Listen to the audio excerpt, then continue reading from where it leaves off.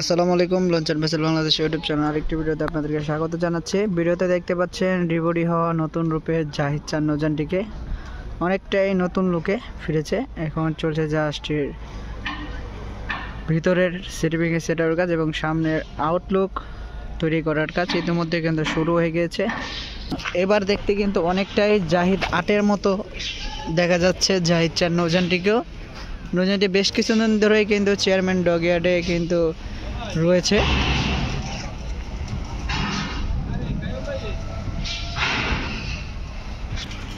ভিতরে যে কেবিন বিন্যাস ছিল সেগুলো কিন্তু কেটে ফেলা হয়েছে এবং তৃতীয় তলার পেছনের অংশে কিন্তু কেবিন স্পেস বাড়ানো হয়েছে। আগে যেমন দ্বিতীয় তলায় 2 সারি কেবিন ছিল, সেটিকে কিন্তু কেটে ফেলে এখন সম্পূর্ণরূপে নতুন কেবিন বিন্যাস করা হবে, সেই সাথে ডেকোরেশনও করা হবে নতুনভাবে।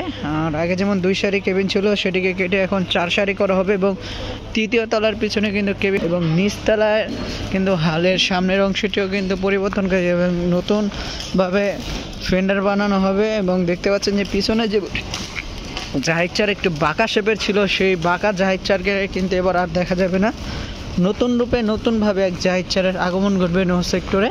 আর সেই জন্যই কিন্তু দীর্ঘ সময় ধরে রিবডি চলছে ডকইয়ার্ডে জাহিদ চার নৌযানটির পেছনের যে একটি অংশ আমরা আপনাদেরকে দেখাবো। এই অংশটি কেটে কিন্তু জাহাজটিকে সোজা করা হয়েছিল, আর সেটি হচ্ছে এটি একটু রাউন্ড করে কিন্তু, এবং সেই সাথে কিল প্লেট কিন্তু আগের থেকে একটু নামানো হয়েছে, নতুনভাবে ইঞ্জিন স্থাপন এবং এখনও কিন্তু কাজ চলমান আপনারা দেখতে পাচ্ছেন।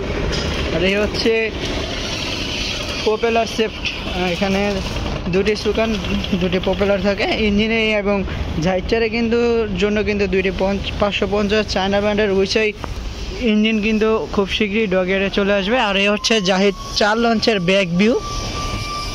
খুব শীঘ্রই আমরা নতুন এক জাহিদ চারের দৃশ্যমান বডি ফুটে উঠবো এবং আমরা দেখতে পারবো। দেখতে পাচ্ছেন এটি হচ্ছে জাহিদ চারের পিছনের অংশ, অনেকটাই কিন্তু জাহিদ 8-এর মতো করা হচ্ছে এই নৌযানটিকে।